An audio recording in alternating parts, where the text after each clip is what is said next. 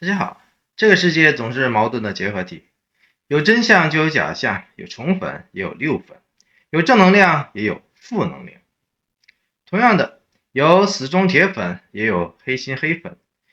不过现在的黑粉也是狡猾的那一种，就像一些热搜，貌似热捧某位艺人，而且还是热度非凡的那一种。结果呢，大家伙一起架在火上烤了半天了之后，才会有人突然发现不对呀，似乎方向错了。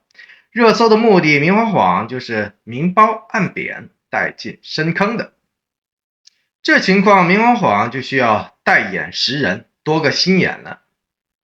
因为热搜不一定是好事儿，对家花钱买的赵丽颖或者王一博的热搜更加不是好事儿。